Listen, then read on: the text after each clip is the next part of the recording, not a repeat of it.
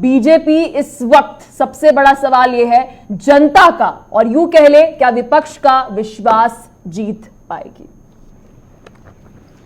पलक जी, आपको, मेरे दोनों को पैनलिस्ट को और आपके चैनल की प्यारी प्यारी जनता को, ऑडियंस को भारतीय जनता पार्टी की तरफ से मेरा यानी डॉक्टर आशीष का प्यार भरा नमस्कार। पलक जी, ये पहली बार नहीं है जो अविश्वास प्रस्ताव भारत के संसद में लाया गया है, लेकिन ये पहली बार है कि जब एक ऐसा गठबंधन इसको लेके आया है जिसकी ना नीति है, ना नियत है, ना निर्णय शक्ति है, ना नैतिकता है और ना ही नेतृत्व उसके अंदर है। ऐसा गठबंधन लेके आया है अविश्वास प्रस्ताव, एक ऐसा अविश्वास प्रस्ताव जहां पे न जनता को अविश्वास है, न सदन को अविश्वास है, न पक्ष को अविश्वास है, न विपक्ष को अविश्वास है, सबको विश्वास है कि 2024 में आएगा तो मोदी ही। तो अभी तो हटाने की छोड़ दीजिए, उसका तो कोई सवाल ही नहीं है। 2024 का मन भी जनता बना चुकी है। किसको है अविश्वास? अविश्वास है सिर्फ ये ऑपोजिशन एलाइज को एक दूसरे के ऊपर। ये जानना चाहते हैं कि हम में से कौन किसके साथ है।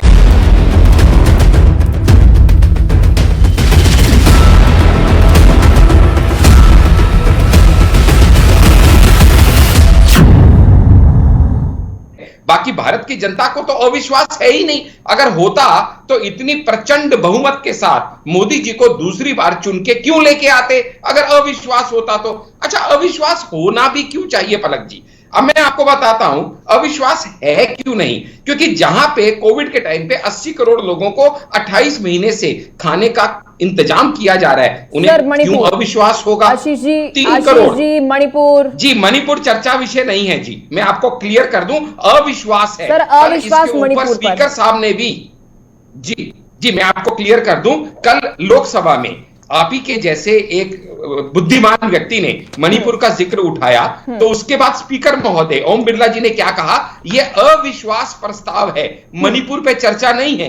आपने रूलिंग पार्टी पे अविश्वास दिखाया है, तो रूलिंग पार्टी को, देश की जनता को अपने ऊपर विश्वास क्यों होना चाहिए बताने का पूरा हक है।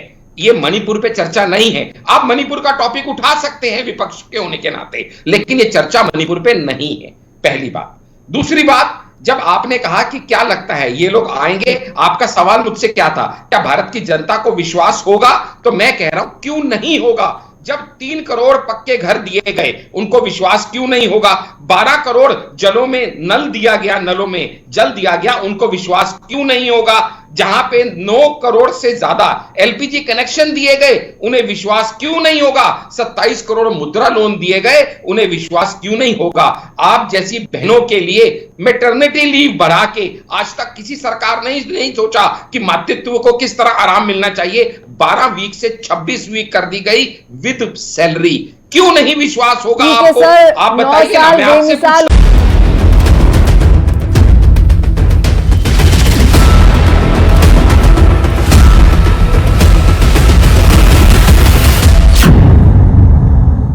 कि मणिपुर के ऊपर भी कल बहुत ही विस्तृत तरीके से 40 मिनट से ऊपर आदरणीय गृह मंत्री अमित शाह जी ने उसके ऊपर अपना वक्तव्य रखा है और बहुत क्लैरिटी से बताया कि जितने भी जरूरी कदम थे वो सब उठाए गए। इसलिए होम मिनिस्टर को नहीं हटाना पड़ा, चीफ मिनिस्टर को, क्योंकि वो पूरे की पूरी तरह से सहयोग दे रहे थे। और यह भी बताया कि इस जो जड़ है इसकी, वो जड़ ये पिछले 2 महीने या 2 साल नहीं है, वो जड़ पिछले 100 साल है। और जिन लोगों ने ये नफरत के बीज वहां बोए, जिन लोगों ने यहां पे समाजों को बांटा, वही आज संसद में आके कहते हैं कि आज आपने मणिपुर को बांट दिया है। जिन्होंने समुदाय के बीच में खाई की बीज बोई, जिन्होंने वहां पे एक इस तरह से कहते ना कि हम आपके ऊपर कोई भी एक्शन नहीं लेंगे, ऐसा पैक्ट किया वहां की टेररिस्ट ऑर्गेनाइजेशन के साथ, वो आज आके कहते हैं कि आपने मणिपुर को 2 ध्वजों में बांट दिया है। सर, आपके पास चर्चा कर रही थी, आप कौन सा मणिपुर के ऊपर विस्तार से दोनों पार्टियां चर्चा कर रहे थे सर? मैडम, मैंने आपको पहले भी क्लियर किया पलक जी, आप एक बहुत ही इंटेलेक्चुअल एंकर हैं, लेकिन आपको ये समझना पड़ेगा कि कल की चर्चा नहीं थी पलक जी। दोनों पलक जी, मैंने पार्टियां आपको बच रही पहले हैं। भी ये बताया, आशीष जी, कल दोनों की पार्टियां बच रही चर्चा हैं। मणिपुर पे नहीं थी पलक जी। नो कॉन्फिडेंस मोशन का मतलब होता है अविश्वास प्रस्ताव में अब सरकार मैं जवाब दे विश्वास, दूं। उसके ऊपर जनता क्यों ठीक है। दिखाए, पलक जी, मुझे इसकी समय बजाय दे दीजिए बहन जनता जी। को देती है बोलिए सरकार। रत्नेश जी, बोलिए मणिपुर रत्नेश का जी। विषय उठाना इनकी देखिए, मजबूरी है, हमारी देखिए, मजबूरी नहीं। पलक फिर जी, भी ठीक है, गृह रत्नेश जी, मंत्री हाँ, बोलिए, ने मेरा 40 समय मिनट शुरू हो उस गया, पर आप बात सुन की लीजिए। पलक जी। ठीक है आशीष जी।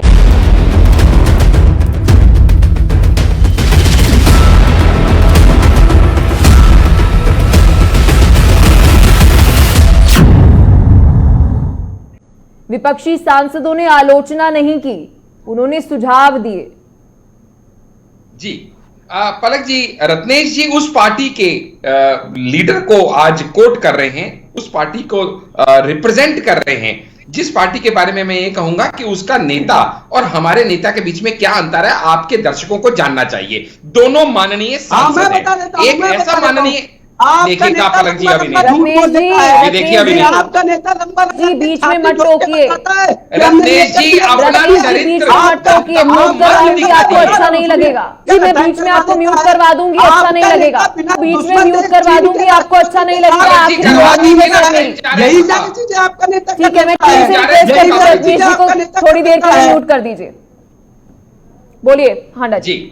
पलक जी, बहुत बहुत धन्यवाद आपका। आज रत्नेश जी ने अपनी पार्टी का वही चरित्र दिखाया जो कल इनके नेता राहुल गांधी जी ने भारत पार्लियामेंट के अंदर दिखाया। आपको मैं दो एमपीज का चरित्र का वर्णन कर रहा हूं। एक ऐसा एमपी है जो उस पार्लियामेंट को मंदिर समझ के वहां की सीढ़ियों पे नतमस्तक होता है और फिर पार्लियामेंट में एंटर करता है, और दूसरा ऐसा है जो ना सीरियस है, ना जिसकी इंटेंशन सीरियस होने की है। उसकी ड्रेस सेंस देखिए, टी शर्ट पहन के आता है, उसका जाना देखिए, फ्लाइंग किस करके जाता है, जो आज तक के भारतीय संस्कृति सभ्यता में कभी संसद में ऐसा चरित्र अवलोकन नहीं किया गया। और उसके बाद वो क्या बातें करते हैं राहुल जी, वो मैं आपके सामने, दर्शकों के सामने अगर रखूं तो कल मैं पहली बार राहुल जी की बात से इत्तेफाक रखता हूं, क्योंकि कल उन्होंने ऐसा था जैसे कि चर्च में जाके कन्फेशन करते हैं ना, ऐसा उन्होंने कल 4 कन्फेशन किए। पहला कन्फेशन किया उन्होंने, 12 बजे का टाइम था उनका, 12:10 पे उन्होंने बोलना शुरू किया, और 12:10 पे बोलना शुरू करने के बाद पलक जी वो 12:12 पे बोले, आज मैं दिमाग से नहीं बोलूंगा। यानी पहली बार उन्होंने माना कि वो दिमाग के अलावा भी किसी और चीज से बोलते हैं। बड़ा अच्छा लगा मुझे। 12:15 पे उन्होंने फिर से ये कहा कि जब मैंने ये भारत जोड़ो यात्रा शुरू करी तो खुद मुझे पता ही नहीं था कि इसका पर्पस क्या है। हम सबको पता है कि उन्हें पता नहीं था, लेकिन उन्होंने खुद ने माना, मुझे बड़ा अच्छा लगा। 12:18 पे उन्होंने कहा कि जब मैंने यात्रा शुरू करी मेरे दिल में बड़ा अहंकार था। फिर से वो सेल्फ कन्वेशन मोड में चले गए। हम उसके आगे उनको नमन करते हैं कि वो खुद को पहचानने लगे, हम तो पहचानते ही थे उनको। और उसके बाद 12:20 पे उन्होंने कहा, मैं खुद डर रहा था कि पता नहीं मैं यात्रा पूरी कर पाऊंगा नहीं कर पाऊंगा, और उसके बाद उन्होंने बेतुकी बातों की झड़ी लगा दी।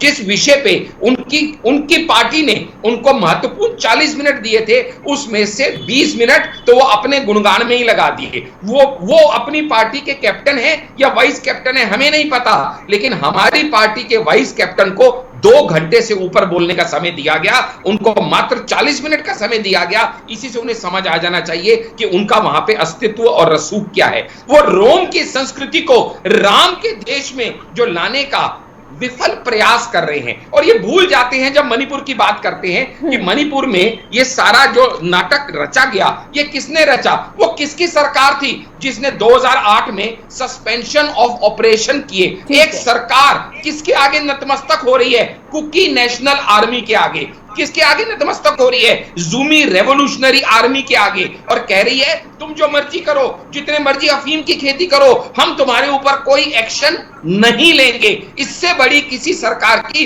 नपुंसकता क्या हो सकती है?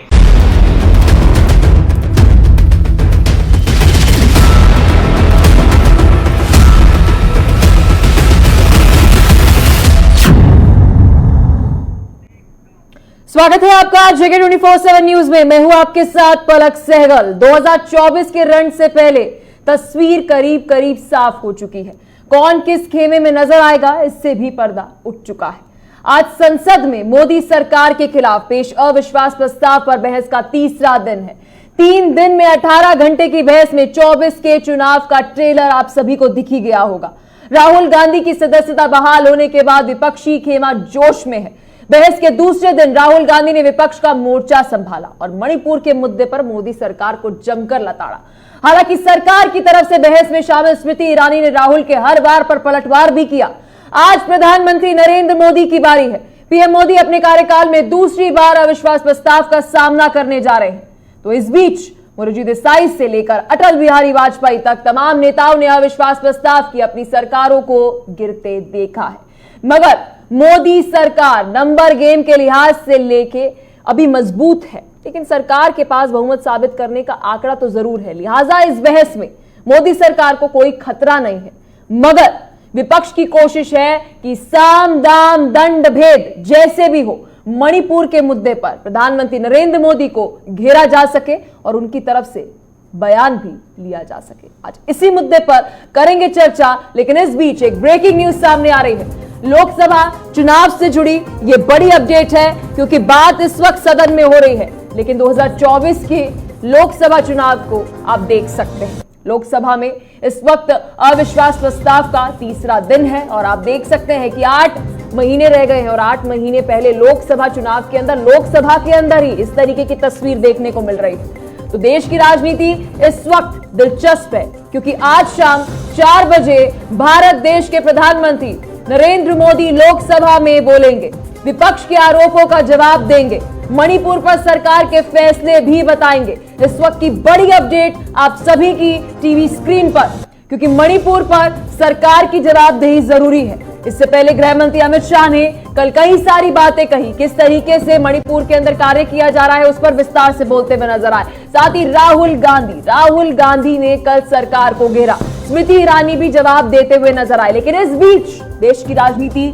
सदन से दिलचस्प हो गई है, क्योंकि मणिपुर के मुद्दे पर इस वक्त जहां एक तरफ विपक्ष सत्ताधारी सरकार को घेर रही है, तो वहीं दूसरी तरफ सत्ताधारी सरकार की जवाबदेही तय हो रही है, क्योंकि पिछले 3 महीनों के ज्यादा हो चुका है जब मणिपुर के अंदर हिंसा देखने को मिल रही है। इस बीच जब बात कर रहे हैं मणिपुर पर, कांग्रेस सांसद अधीर रंजन चौधरी का क्या कुछ कहना है, चलिए एक नजर वहां। सदन में परंपरागत तरीके से अगर कोई शब्द अनपार्लियामेंटेरियन हो तो उसको हटाने की व्यवस्था है, लेकिन हमें यह देखना होगा कि राहुल गांधी जी क्या ऐसा लफ्ज या ऐसा शब्द उन्होंने उच्चारण किए हैं जिसके लिए वो शब्द को रिकॉर्ड से हटाए जा रहे हैं, यह हमें देखना पड़ेगा। भारत माता कहना ये तो अधिकार है हम सबको, सारे हिंदुस्तान के सारे लोगों की। भारत देश की जो है, अपने देश को क्या माता नहीं कर? तो क्या अविश्वास प्रस्ताव पर बीजेपी की सरकार अब विश्वास जीत पाएगी, ये बड़ा सवाल बना हुआ है। लेकिन इस बीच आपको आज अविश्वास प्रस्ताव से जुड़ी महत्वपूर्ण जानकारी दे देते हैं, क्योंकि दोपहर 12 बजे सदन में अविश्वास प्रस्ताव पर चर्चा होगी। साथ ही आपको बता दें शाम 4 बजे पीएम मोदी प्रस्ताव पर सदन के अंदर जवाब देते हुए नजर आएंगे। और ये काफी स्पष्ट है कि इस वक्त अविश्वास प्रस्ताव लाने का मकसद यही था कि देश के प्रधानमंत्री नरेंद्र मोदी सदन के अंदर मणिपुर के मुद्दे पर बोले। पीएम के भाषण के बाद अविश्वास प्रस्ताव पर वोटिंग होगी। मोदी सरकार के खिलाफ ये दूसरा अविश्वास प्रस्ताव है। 2018 में टीडीपी लाई थी सरकार के खिलाफ अविश्वास प्रस्ताव। तो ये बड़ी जानकारी इस वक्त की आपको अविश्वास प्रस्ताव पर दे रहे हैं, क्योंकि आज तारीख 10 है और इससे पहले ये जानकारी दी थी कि प्रधानमंत्री नरेंद्र मोदी अविश्वास प्रस्ताव पर 10 तारीख को अपना बयान सदन में देते हुए नजर आएंगे। लेकिन इस बीच इस मुद्दे पर कई सारे सवाल खड़े हो जाते हैं और JK 24/7 न्यूज प्रमुखता से उन सभी सवालों के जवाब जानने की पूरी कोशिश करेगा। सबसे पहला और महत्वपूर्ण सवाल तो यह है, अविश्वास प्रस्ताव पर जनता का विश्वास, या यूं कह ले विपक्षी पार्टियों का विश्वास, क्या ये सरकार जीत पाएगी? इस बीच विपक्ष के आरोपों का जवाब प्रधानमंत्री नरेंद्र मोदी देंगे, तो क्या विपक्ष की संतुष्टि हो जाएगी? क्योंकि पीछे 10 दिनों से विपक्ष कह रहा है कि प्रधानमंत्री नरेंद्र मोदी जवाब दे, तो अब दे देंगे। अब क्या आगे की कहानी क्या है? इस बीच मणिपुर हिंसा पर प्रधानमंत्री मोदी बयान देंगे या फिर पूरा जो ये मोर्चा है ये कहीं और ही चला जाएगा? कांग्रेस की आलोचना करने पर, इंडिया की आलोचना करने पर, इंडिया से तात्पर्य है इंडिया नाम के विपक्षी पार्टियों के गठबंधन से। दिलचस्प रहेगा। आज 2024 के रण की तस्वीर या साफ हो जाएगी। पता चल जाएगा कि कौन सी पार्टी कितनी मजबूत है, किसका नेतृत्व कितना मजबूत है। आज प्रधानमंत्री नरेंद्र मोदी इसका ट्रेलर सदन में दिखा देंगे। इस बीच सबसे महत्वपूर्ण सवाल, आखिरी तो नहीं है लेकिन जरूरी है, संसद में मोदी सरकार को क्या विपक्ष से अब खतरा दिख रहा है? क्योंकि खतरे की घंटी बज चुकी है, क्योंकि विपक्ष पहले दिन से मॉनसून सेशन में कह रहा है प्रधानमंत्री नरेंद्र मोदी का बयान, और आज वो दिन आ ही गया है जब प्रधानमंत्री नरेंद्र मोदी सदन में अपना बयान देंगे, मणिपुर के मुद्दे पर बोलेंगे, और क्या कुछ कहा जाएगा पूरा देश आज देखेगा, सुनेगा और तय करेगा कि मणिपुर पर सरकार ने कितना काम किया। तो इस वक्त की बड़ी अपडेट आपको दे रहे हैं, क्योंकि इससे पहले एक तस्वीर, जब हम कल की बात करते हैं, कल सबसे पहले शुरुआत होती है राहुल गांधी से। 12 बजे राहुल गांधी सदन में आते हैं, लोकसभा के अंदर मणिपुर पर कहते हैं, भारत जोड़ो यात्रा पर कहते हैं। लेकिन बड़ा सवाल ये उठता है, केवल कहते हैं, आलोचना करते हैं, सुझाव नहीं देते हैं, क्योंकि राहुल गांधी मणिपुर के दौरे पर गए। ऐसा लगा शायद देश की राजनीति कुछ नया देखेगी, लेकिन यहां तो सियासत हो चली, जहां पर केवल और केवल सत्ताधारी सरकार की निंदा की। आलोचना करनी ठीक है, लेकिन सुझाव नहीं दिए गए। Solution solving, problem solving mode में अभी विपक्ष शायद नजर नहीं आ रही है। आज इसी मुद्दे पर करेंगे चर्चा, क्योंकि महत्वपूर्ण मुद्दा है। सरकार की जवाबदेही है, तो वहीं दूसरी तरफ विपक्ष की रेड लाइन क्या है? आज इसी मुद्दे पर चर्चा करेंगे। मेहमान हमारे साथ जुड़ गए, परिचय आपको करा देते हैं। डॉक्टर आशीष हांडा, नेता है बीजेपी से, रत्नेश मिश्रा प्रवक्ता कांग्रेस से, अनिल कुमार पॉलिटिकल एक्सपर्ट हमारे साथ जुड़ गए। बहुत बहुत शुक्रिया आप तीनों का अपना कीमती समय इस महत्वपूर्ण मुद्दे पर देने के लिए। सबसे पहले बीजेपी के प्रवक्ता आशीष हांडा जी के पास में आना चाहूंगी। सर, क्या लगता है 10 तारीख है आज प्रधानमंत्री नरेंद्र मोदी सदन में बयान देने जा रहे हैं। बीजेपी इस वक्त सबसे बड़ा सवाल यह है जनता का, और यूं कह ले क्या विपक्ष का विश्वास जीत पाएगी? पलक जी, आपको, मेरे दोनों को पैनलिस्ट को और आपके चैनल की प्यारी प्यारी जनता को, ऑडियंस को, भारतीय जनता पार्टी की तरफ से मेरा यानी डॉक्टर आशीष का प्यार भरा नमस्कार। पलक जी, ये पहली बार नहीं है जो अविश्वास प्रस्ताव भारत के संसद में लाया गया है, लेकिन ये पहली बार है कि जब एक ऐसा गठबंधन इसको लेके आया है जिसकी ना नीति है, ना नियत है, ना निर्णय शक्ति है, ना नैतिकता है और ना ही नेतृत्व उसके अंदर है। ऐसा गठबंधन लेके आया है अविश्वास प्रस्ताव, एक ऐसा अविश्वास प्रस्ताव जहां पे न जनता को अविश्वास है, न सदन को अविश्वास है, न पक्ष को अविश्वास है, न विपक्ष को अविश्वास है, सबको विश्वास है कि 2024 में आएगा तो मोदी ही। तो अभी तो हटाने की छोड़ दीजिए, उसका तो कोई सवाल ही नहीं है। 2024 का मन भी जनता बना चुकी है। किसको है अविश्वास? अविश्वास है सिर्फ ये ऑपोजिशन एलाइज को एक दूसरे के ऊपर। ये जानना चाहते हैं कि हम में से कौन किसके साथ है। बाकी भारत की जनता को तो अविश्वास है ही नहीं। अगर होता तो इतनी प्रचंड बहुमत के साथ मोदी जी को दूसरी बार चुन के क्यों लेके आते? अगर अविश्वास होता तो। अच्छा, अविश्वास होना भी क्यों चाहिए पलक जी? अब मैं आपको बताता हूं अविश्वास है क्यों नहीं। क्योंकि जहां पे कोविड के टाइम पे 80 करोड़ लोगों को 28 महीने से खाने का इंतजाम किया जा रहा है, उन्हें क्यों अविश्वास होगा? आशीष जी, 3 करोड़ जी, मणिपुर जी, मणिपुर चर्चा विषय नहीं है जी, मैं आपको क्लियर कर दूं, अविश्वास है सर, अविश्वास मणिपुर स्पीकर साहब ने भी जी मैं आपको क्लियर कर दूं, कल लोकसभा में आप ही के जैसे एक बुद्धिमान व्यक्ति ने मणिपुर का जिक्र उठाया, तो उसके बाद स्पीकर महोदय ओम बिरला जी ने क्या कहा? यह अविश्वास प्रस्ताव है, मणिपुर पे चर्चा नहीं है। आपने रूलिंग पार्टी पे अविश्वास दिखाया है, तो रूलिंग पार्टी को, देश की जनता को अपने ऊपर विश्वास क्यों होना चाहिए बताने का पूरा हक है। ये मणिपुर पे चर्चा नहीं है। आप मणिपुर का टॉपिक उठा सकते हैं विपक्ष के होने के नाते, लेकिन ये चर्चा मणिपुर पे नहीं है, पहली बात। दूसरी बात, जब आपने कहा कि क्या लगता है ये लोग आएंगे, आपका सवाल मुझसे क्या था, क्या भारत की जनता को विश्वास होगा? तो मैं कह रहा हूं क्यों नहीं होगा। जब 3 करोड़ पक्के घर दिए गए, उनको विश्वास क्यों नहीं होगा? 12 करोड़ जलों में नल दिया गया, नलों में जल दिया गया, उनको विश्वास क्यों नहीं होगा? जहां पे 9 करोड़ से ज्यादा एलपीजी कनेक्शन दिए गए, उन्हें विश्वास क्यों नहीं होगा? 27 करोड़ मुद्रा लोन दिए गए, उन्हें विश्वास क्यों नहीं होगा? आप जैसी बहनों के लिए मैटरनिटी लीव बढ़ा के आज तक किसी सरकार ने नहीं सोचा कि मातृत्व को किस तरह आराम मिलना चाहिए। 12 वीक से 26 वीक कर दी गई विद सैलरी। क्यों नहीं विश्वास होगा आपको? सर, आप 9 बताइए ना, साल मैं आपसे बेमिसाल पूछता हूं। उपलब्धियां कार्यक्रम नहीं है सर। मणिपुर के ऊपर कैसे क्यों विश्वास आप विश्वास इस नहीं देश को होगा? देंगे कि पिछले 3 महीने मणिपुर में इकलौता सरकार द्वारा पैरामीटर कार्य नहीं किए है गए देश हैं। पे विश्वास प्रधानमंत्री का। नरेंद्र मोदी की आज देश जवाब दे पे मणिपुर जनता के ऊपर की है। विश्वास। गृह मंत्री अमित शाह कल मणिपुर 2024 के ऊपर में बोले। जी आशीष नहीं, जी। 2024 में मणिपुर एक विषय हो सकता है, मणिपुर ही इकलौता विषय नहीं है। और उसके ऊपर कल अमित शाह जी ने लेकिन डिबेट तो बहुत मणिपुर डिटेल में पर है बता ना सर। दिया।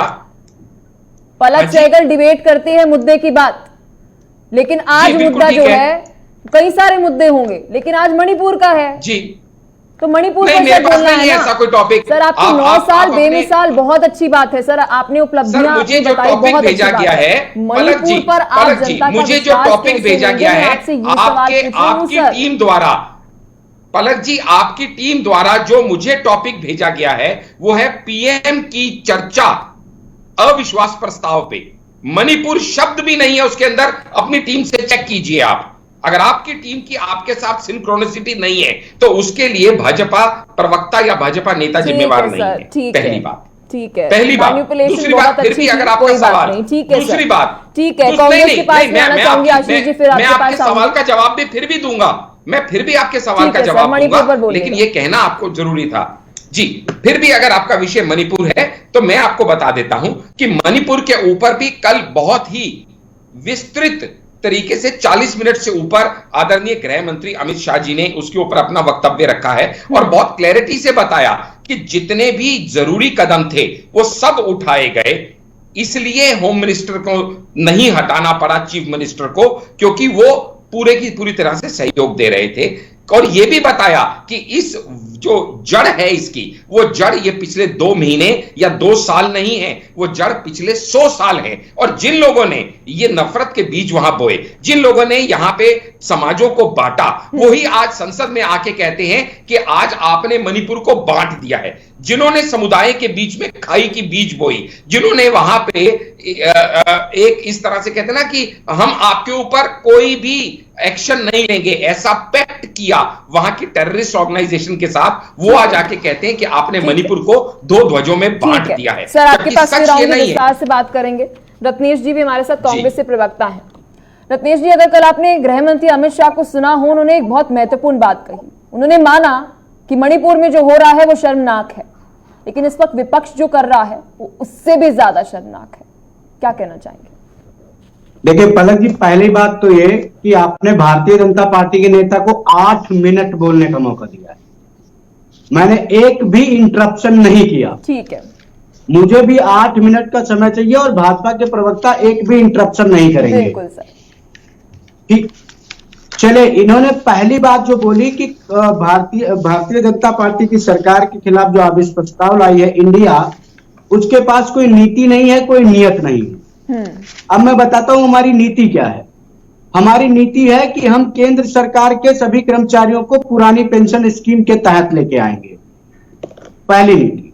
दूसरी, इन्होंने जो सेना में जवानों की भर्ती 4 साल के लिए कर दी है, उनको हम परमानेंट एम्प्लॉय बनाएंगे, सेना में उनको परमानेंट कमीशन देंगे। हमारी दूसरी, भैया उंगली मत उठाइएगा, 8 मिनट सुनिएगा। तीसरा पॉइंट, हमारे यहाँ किसान एकदम कर्ज में डूब चुके हैं इनकी सरकार में, हम किसानों को कर्ज मुक्त करने के लिए कार्य करेंगे।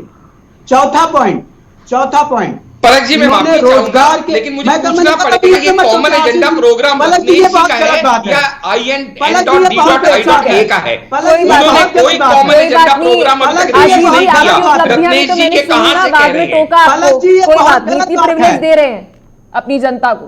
ताकि वो भी थोड़ा विश्वास जी, बना ये ले। बहुत गलत बात है। ठीक है सर, बिल्कुल मैं पलक जी, ये सहमत हूं। बहुत रत्नेश गलत जी बात आपसे है। बोलिए, रत्नेश जी बोलिए आप। मैं मानता हूं कि हांडा जी सीनियर नेता है, बिल्कुल तो रत्नेश जी, सीनियरिटी आप का अपनी ख्याल बात रखते हैं। को आगे रखें, बिल्कुल रखें। सुनिए, बोलिए। इन्हीं के गृह मंत्री कहते हैं सदन में कि सीनियर है, सीनियरिटी बनाए रखिए, तो उनके प्रवक्ता और ठीक नेता है यहाँ भी रत्नेश जी, सीनियरिटी बोलिए, बनाए अपनी बात रखते हैं। रखिए सर। मैंने बीच में नहीं टोका। चौथा मेरा पॉइंट, इन्होंने युवाओं को रोजगार के नाम पे ठगा है। हम युवाओं को रोजगार देने का काम करेंगे। इन्होंने मध्यम वर्ग की कमर तोड़ दी महंगाई से। आज जो 410 रुपए का सिलेंडर था वो 1200 रुपए का मिल रहा है। उस सिलेंडर के दाम हम कम करेंगे।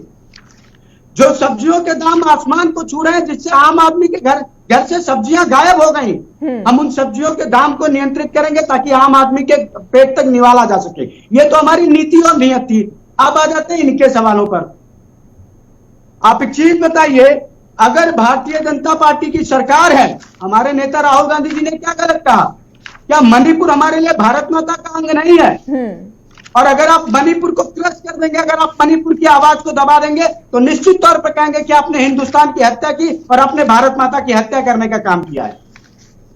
पांचवा पॉइंट, आई ऑब्जेक्ट पलक जी, अगर आपके रत्नेश जगह जी, पे ऐसे आप शब्द ये इस्तेमाल बात कह किए रहे जा हैं, एक जो सेकंड। पार्लियामेंट ने भी रत्नेश जी, क्या आपकी बात अनपार्लियामेंट्री समझ पा रहे हैं? एक कर सेकंड आशीष जी, एक सेकंड मैं टोक रही हूं। इंटरप्शन पे आऊंगा तो हांडा रत्नेश जी जी, मैं बोल नहीं थोड़ी इस पाएंगे। चीज पर क्लैरिटी चाहती हूँ आपके बयान पर, और आपके दिग्गज नेता पलक राहुल जी, गांधी ने पलक जो ये जी, बात पलक जी, कही पहली बात- कि भारत पलक जी, माता को पलक जी, बीजेपी पार्टी ने जलाया है। आपने ये बात कही, मणिपुर जी, भारत माता मैं जैसा है, आपको- हमारी माँ जैसा है। सर बीजेपी तो उस आग पलक जी, बुझाने की कोशिश कर रही मैं है। आपको छोटा- जलाई कैसे सर? पलक जी, सर जलाई पलक जी, कैसी? मैं तो पलक जहां से जी, देख पा रही पलक हूँ जी, आग मेरी बात बुझाने सुनिए। की कोशिश की। पलक जी, आप मेरी बात सर ये सुनिए। कहना चाह रहे हैं ना कि मणिपुर में आपकी जो बात हिंसा के हुई वो बाद बीजेपी मेरी ने बात करी, तो सुनेंगी। लेकिन आप तो मेरी ये बात कह तो रहे हैं कि सुनेंगी। मणिपुर में जो हिंसा है उसको सरकार कंट्रोल करने में नाकाम हुई। सर आप समझ रहे हैं, कांग्रेस में इस वक्त क्लैरिटी नहीं है। आपका कहने का तात्पर्य यह है कि मणिपुर को बीजेपी चला रहा है, जबकि मणिपुर के अंदर जो अभी हो रहा है उसे कंट्रोल करने की कोशिश इस वक्त केंद्र सरकार कर रही है और वहां पर मौजूदा सरकार कर रही है। अब मैं बोलूं? सर आप भड़का रहे हैं देश के अंदर, सियासत करिए, राजनीति करिए, लेकिन एक रेड लाइन समझिए सर। मैं बोलूं? राष्ट्रहित में बोलिए। पलक जी, मैंने शुरू में ही कह दिया था कि भारतीय जनता पार्टी के प्रवक्ता ने 8 मिनट बोला। मैंने एक भी इंटरप्शन नहीं किया। आपने सुना नहीं शायद, कितनी बार टोका मैंने उन्हें। सर मैंने कितनी बार टोका हांडा जी को? मैं टेप रिकॉर्डर लगा के नहीं आता। 8 मिनट में 5 बार टोका मैंने उनको, 5 बार। बोलिए सर, जो भी बात बोले रत्नेश जी, आपसे मेरी रिक्वेस्ट रहेगी, रत्नेश जी जो भी बात बोलिए मेरी डिबेट में राष्ट्रहित में बोलिए, प्लीज सर, आप बोलिए।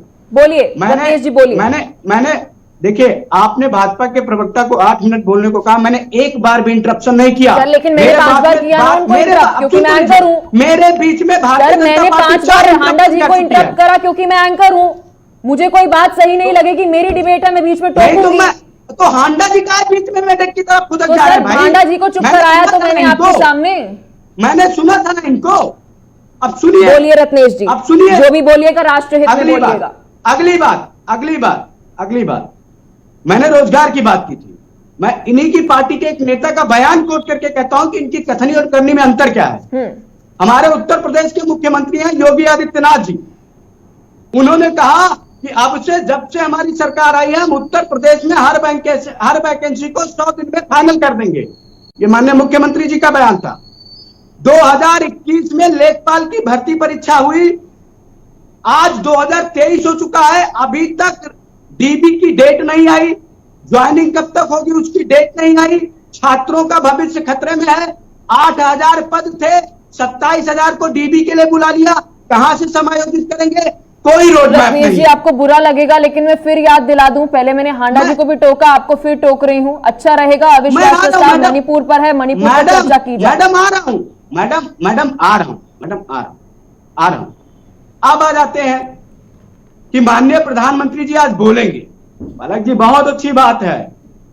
हमारे शहंशाह आली, सुल्तान मुअज्जम, राजाधिराज, राजाओं के राजा, विश्व के गुरु आदरणीय नरेंद्र दामोदर दास मोदी जी आज संसद में पधार रहे हैं। लेकिन सबसे बड़ी बात है कि बोलेंगे तो कितना झूठ बोलेंगे, क्योंकि इनसे बड़ा झूठा प्रधानमंत्री आज तक इतिहास में हम लोगों ने नहीं देखा। कभी कहते हैं कि मैं 35 एनसीसी मिनट का में से कैडेट रहा 15 हूं, मिनट अपना कभी गुणगान तो नहीं कहते हैं, करेंगे। अरे सुनिए तो, कभी कहते हैं मैं एनसीसी का कैडेट रहा हूं, कभी कहते हैं मैंने 50 साल भिक्षा मांगी है, कभी कहते हैं मैंने बीए किया है, पलक जी, इसका कभी कहते अविश्वास हैं से मैं क्या लेना विद्यालय देना नहीं है? गया हूं। मैं पर्सनल टिप्पणी करूं कि आपको किसी के ऊपर? वो अप्रमाणिक है, वो क्योंकि अप्रमाणिक है। आपके द्वारा ये बात कही जा रही है कि वो झूठ बोलेंगे। ये भी देखना हो। एक सेकंड रत्नेश जी, कांग्रेस कह रही है कि वो तो झूठ बोलेंगे, तो सर आप 10 दिन से क्यों फिर कह रहे हैं प्रधानमंत्री नरेंद्र मोदी सदन में बोले? क्योंकि वो तो झूठ बोलेंगे, अकॉर्डिंग टू यू वो तो झूठ बोलेंगे। तो सर आपने सदन की कार्यवाही को वेस्ट क्यों किया? प्रोडक्टिविटी पता है आपको कितनी कम रही? बताइए मैं सर, आपको जवाब दे दूं। अगर प्रधानमंत्री नरेंद्र मोदी झूठ बोलेंगे आपके अकॉर्डिंग, तो आपने 10 दिन तक ये राग क्यों लापा? प्रधानमंत्री जब तक सदन में नहीं बोलेंगे हम तो सदन की कार्यवाही नहीं होने देंगे। आप जनता को मूर्ख बना रहे हैं। अब इसका भी जवाब सुन लीजिए। जी दीजिए सर। मेरा पलक जी, वक्तव्य आप 7 दोबारा मिनट हुए सुनिए। नहीं प्रधानमंत्री जी सदन में बोलिए, बोलिए रत्नेश जी, बोलिए। नहीं, आंडा जी बोल लें। नहीं बोलिए सर, रत्नेश जी बोलिए। कोई दिक्कत नहीं। आंडा वैसे भी भाजपा अजी, को छोटे बोलने का बच्चों काम की तरह करती है। रोने क्यों लगते कोई हो बोलती भैया? है मैंने तो करती सिर्फ नहीं, पूछा। यहाँ ठीक बोलो। है, ठीक है आशीष जी, आंडा बोलने बोलो। दीजिए। सवाल मैंने पूछा, मुझे जवाब आंडा जी चाहिए इस बोलो, बात बोलो। का। रत्नेश जी बोलिए। देखिए, मेरा जो वक्तव्य था वो आपने सुना नहीं। मैंने कहा प्रधानमंत्री जी सदन में बोलेंगे तो ये भी देखना होगा कि उसमें कितना झूठ बोलेंगे। इसमें अंतर होता है, कितना झूठ बोलेंगे ये देखने की बात होगी। दोबारा से रिवाइंड करा के देख लीजिएगा। और मैंने उसको बताया, क्योंकि प्रधानमंत्री जी ने इतने झूठ बोले, मैंने आपको बताया। कभी खुद को एनसीसी का कैडेट बताते हैं, कभी खुद को पॉलिटिकल साइंस में पोस्ट ग्रेजुएट बताते हैं, कभी कहते हैं मैं स्कूल ही नहीं गया हूं, ठीक है, कभी कहते हैं कि ठीक मैंने है। हिमालय आशीष पे जी, भिक्षा रत्नेश मांगी जी, है, दोनों कभी कहते हैं पार्टियों मैंने की चाय सुन बेची ली। है। हमारे पॉलिटिकल एक्सपर्ट है अनिल कुमार जी, हमारे सीनियर है। सर मैंने इतना समय इन दोनों को इसलिए दिया ताकि अभी दिमाग में क्या कुछ चल रहा है आने वाले समय के लिए मणिपुर को लेकर जरा स्पष्टता मिल जाए, क्लैरिटी मिल जाए। अनिल कुमार जी, बहुत महत्वपूर्ण सवाल है। आज प्रधानमंत्री नरेंद्र मोदी सदन में बोलेंगे। कांग्रेस पिछले कुछ दिनों से, विपक्षी पार्टियां कुछ दिनों से इसकी मांग कर रही है। मेरा सवाल यह है, इसके बाद क्या मणिपुर के अंदर जो इस वक्त हिंसा हो रही है वो रुक जाएगी? जी अनिल कुमार जी। पलक जी, मैं दोनों को बहुत ध्यान से सुन रहा था। ये अपना अपना रिजर्वेशन कर रहे थे। एक ने 8 मिनट बोला है, दूसरा 8 मिनट बोलना चाहता है। बात ठीक है, लेकिन विषय पे बोले, विषय से बाहर जाके ना बोले, और आपकी भी सुन ले बीच बीच में, तो ज्यादा अच्छा रहेगा, ताकि हम लोग डिबेट में बने रहें। अभी अब मैं वापस डिबेट पे आता हूँ। आपने बोला कि पीएम साहब के बोलने से क्या होने वाला है। देखो, जहां तक मणिपुर का सवाल है, मणिपुर को गृह मंत्रालय सीधे तौर पे न सिर्फ जुड़ा हुआ है, बल्कि टाइम टू टाइम वॉच कर रहा है। गृह मंत्री वहां पे रह के आए। गृह मंत्री ने जो कल जवाब दिया सदन में, मुझे लगता है इतना विस्तृत था और पॉइंट टू पॉइंट था। उन्होंने सारी चीजें एक एक करके बता दी कि क्या क्या प्रिकॉशंस लिए जा रहे हैं मणिपुरी हिंसा को हैंडल करने के लिए। और मुझे ऐसा लगता है कि जितने प्रिकॉशंस अभी इस सरकार ने लिए हैं, इससे पहले भी वहां पे हिंसा होती आई है। इतना ज्यादा नैरेटिव जो अभी विपक्ष बना रहा है हिंसा को लेके, वो उसकी आवश्यकता नहीं थी, क्योंकि वहां पे जो हिंसा है उसका प्रकार अलग है। मैं कई डिबेट्स में इस विषय में बोल चुका हूँ। जितने हमारे पैनलिस्ट आते हैं, शायद मणिपुर कभी कोई गया नहीं होगा, गया होगा तो उसको वहां का प्रकार क्या है समझा नहीं होगा। वहां की हिंसा किस कारण है, वहां के हिंसा का कारण क्या है। जब तक आपको बीमारी नहीं पता लगेगा, आप इलाज क्या करेंगे? सवाल ये है। मैं विपक्ष की भाषा और विपक्ष के बहुत सारे बयानों को सुना है। किसी ने भी कोई एक सुझाव दिया हो, संसद से अंदर दिया हो, संसद के बाहर दिया हो, कोई एक सोल्यूशन बताने की कोशिश की हो, कोई अपना इनपुट दिया हो? बिल्कुल नहीं। उनका एक ही जवाब था, बच्चे की जैसे जिद होती है ना पलक जी, बस पीएम साहब बोले, पीएम साहब बोले। वो एक छोटी सी जिद बनाई हुई है और उसके लिए अविश्वास प्रस्ताव लेके आ गए। ये ठीक है कि अविश्वास प्रस्ताव में वो सारे पॉइंट्स इंक्लूड करेंगे, मणिपुर भी इंक्लूड करेंगे जैसे रत्नेश जी कह रहे हैं, बाकी भी पॉइंट आएंगे। लेकिन कल हमने ट्रेलर देखा है कि पीएम साहब आज जो बोलने वाले हैं उसका ट्रेलर कल देश के गृह मंत्री ने बता दिया है। आपको एक चीज और याद दिलाना चाहता हूँ, इस डिबेट्स में गृह मंत्री ने जब उन्होंने पूछा कि कौन कौन से लोग जिम्मेदार है, तो गृह मंत्री ने बोला मेरे पास नेताओं के नाम है, आप जरा एक जना कोई खड़ा होकर बता दीजिए तो मैं उन नेताओं का नाम बता देता हूँ। ठीक है। तो किसी की हिम्मत नहीं विपक्ष में खड़े होकर पूछने की, हाँ हाँ बताइए कौन नेता इसके जिम्मेदार है। इसी से पता लगता है कि वो अंदर से कितने डरे हुए हैं। उनको भी मालूम है कि वहां पे कौन कौन नेता है और कौन कौन लोग ये सब कर रहे हैं, क्योंकि ये एनडीए सरकार 9 साल से आई है, इससे पहले जो सरकारें उसको हैंडल कर रही थी उन सबको मालूम है कौन कौन से वहां पे प्लेयर्स हैं जो ये गेम खेलते हैं। मैं मणिपुर के बारे में थोड़ा सा बता देता हूं, हमारे साथी रत्नेश जी और आशीष जी का भी थोड़ा सा अपडेशन हो जाएगा। वहां पे जो समुदाय है आपस में, उनके लड़ने की अलग अलग वजह है। मैं आपको एक और बता दूं, वहां पे जब चुनाव होते हैं तो ये 10-12 जो वहां पे गैंगस्टर जो गैंग बना के घूमते हैं, हर पॉलिटिकल पार्टी उनसे एंगेज रहती है, हर पॉलिटिकल पार्टी उनसे सहमति चाहती है, उनका समर्थन चाहती है, तब जाकर वहां कहीं चुनाव संपन्न हो पाते हैं। तो वहां की भौगोलिक परिस्थितियां अलग है। दिल्ली उत्तर प्रदेश जो अपने मैदानी इलाके, ऐसी परिस्थितियां वहां है नहीं। वहां पे बहुत मुश्किल होता है। देश का आजाद के बाद नॉर्थ ईस्ट इलाके पे जो ध्यान देना चाहिए था वो देश ने दिया ही नहीं। उनको ईसाई मिशनरीज का भरोसा छोड़ दिया। 7 सिस्टर जिसको हम बोलते हैं उसका अधिकतर ईसाईकरण हुआ ही इसलिए। बेसिकली एजुकेशन, मेडिकल, ये सारी सुविधा ईसाई मिशनरीज के भरोसे थी। तो आज जो उस पर ध्यान दिया जा रहा है, देश के उसके क्या बोलते हैं मुख्य धारे में जोड़ने का काम हो रहा है, तो उसमें कुछ अनिल जी की बात पर जवाब देना चाहता हूँ, मुझे समय सुनिए रत्नेश भाई, दोनों को समय मैं भी नहीं बोला था आपकी बात पे, थोड़ा सा हाँ सर वो समय मांग रहे हैं, आपको टोक नहीं रहे हैं, बोलिए अनिल जी। तो मेरा क्या कहना है कि आज उस पर ध्यान दिया जा रहा है। वहां जो कुकी मैती से पहले नागा कुकी की लड़ाई चलती थी, नागालैंड अलग हुआ, नागालैंड के बाद नागा लोग अपने यहाँ सेटल हो गए तो नागा कुकी लड़ाई खत्म होगी। मैती वहां पर जो बड़ी संख्या में है, देश राज्य का 70% से ज्यादा में है, लेकिन अधिकार और हिस्सेदारी वहां पर 10% भी नहीं है उनकी। उनको आज भी शेड्यूल ट्राइब का दर्जा नहीं दिया जा रहा। उनकी आपस की जो लड़ाई है उसका हल निकालने के लिए सब पार्टियों को मिलकर काम करने की आवश्यकता है, सबके साथ बैठने की आवश्यकता है। और वहाँ पे जो भौगोलिक स्थिति है वहाँ पे ऐसा नहीं है कि पुलिस लॉ एंड ऑर्डर आज वो क्या है ना Anil ji, law and order कायम हो जाए। मसला ये है तो केवल और केवल, ये बहुत सेंसिटिव अनिल जी मसला केवल और केवल ये है कि राजनीति का जो नशा है ना ये सर पे चढ़ जाता है, सही गलत कुछ नजर नहीं आता। सत्ता में आना है तो अब कुछ तो करना है, तो क्या सही क्या गलत, देश के लिए क्या सही, किसी स्टेट के लिए क्या सही, इन राजनेताओं को शायद दिखता नहीं है, अंधे हो जाते। ठीक है, मैं आपसे बहुत सिंपल सा सवाल पूछ रही हूँ रत्नेश जी। राहुल गांधी मणिपुर के दौरे पर गए, 31 सांसद आपने इंडिया गठबंधन के मणिपुर में भेजे, अच्छी सी आपने उसको फ्रेम करके दिखाया, देखिए हमको कितनी चिंता है मणिपुर की। सर अभी तक सदन के अंदर जब से मणिपुर पे चर्चा हो रही है ना, आपके एक सांसद ने आई रिपीट सुझाव नहीं दिया, केवल और केवल आलोचना करी। बोलिए अगर मैं झूठ बोल रही हूं तो सर बोलिए। पलक जी, अभी मुझे बहुत खुशी हुई कि राजनीतिक विश्लेषक अनिल गर्ग जी ने कहा कि वहां की जो पॉलिटिकल पार्टी जी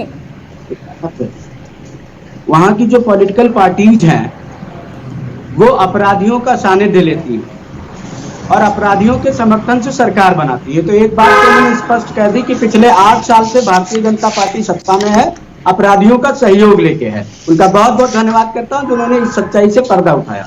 दूसरा सवाल आपका, आपने कहा कि क्या किसी ने सुझाव दिया। मैं आशा करता हूं कि कल जो राहुल गांधी जी जब सदन में बोल रहे थे तो उसका पूरा वीडियो आप निकाल के देखिएगा। उसमें राहुल गांधी जी ने कहा है कि हमारी सेना को वहां पर डिप्लॉय करके मई में ही वहां पर सेना को क्यों नहीं सौंपा गया, इतनी इंसर्जेंसी ना आती।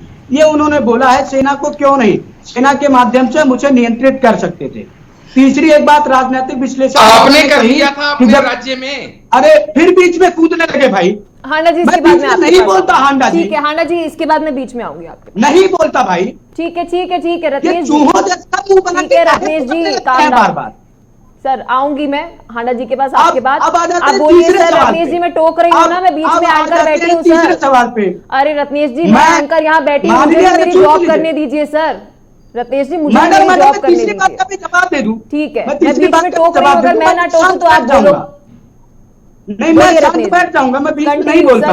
कंटिन्यू आप देखिए, माननीय गृह मंत्री जी सदन में बोल रहे थे तो उन्होंने कहा कि एक बहुत लंबा इतिहास है मेरे पास वहां पर नस्लीय हिंसाओं का, और अगर सदन के लोग कहेंगे तो मैं बता दूंगा कि किस किस नेता का नाम शामिल है। फिर से उसको निकाल के देखिएगा। हमारे नेता गौरव गोगोई जी ने कहा कि हाँ गृह मंत्री जी आप नाम बताइए, चुप हो गए। मैं भी सदन की कार्रवाई देख रहा था, झूठ मत प्रचारित करिए। आप सदन की कार्यवाही को देखेंगे तो एक एक बात का उत्तर आपको मिल जाएगा, और सदन की कार्यवाही आप संसद से बुला के देख सकते हैं। आप उनके वक्तव्यों को सुनेंगे तो उस पर जवाब आएगा।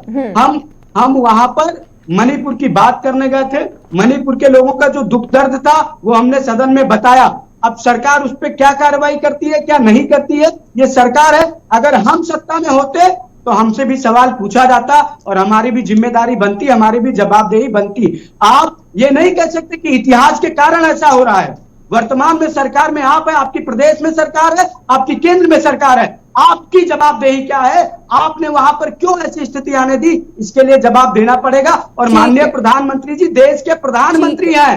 ठीक है, देश के प्रधानमंत्री है, राजा नहीं है, कोई भगवान नहीं है। कांग्रेस के प्रवक्ता का ये कहना है कि राहुल गांधी द्वारा आलोचना नहीं की गई, सत्ताधारी सरकार को सुझाव दिए गए, विपक्षी सांसदों ने आलोचना नहीं की, उन्होंने सुझाव दिए। जी पलक जी, रत्नेश जी उस पार्टी के लीडर को आज कोट कर रहे हैं, उस पार्टी को रिप्रेजेंट कर रहे हैं, जिस पार्टी के बारे में मैं ये कहूंगा कि उसका नेता और हमारे नेता के बीच में क्या अंतर है, आपके दर्शकों को जानना चाहिए। दोनों माननीय सांसद हैं।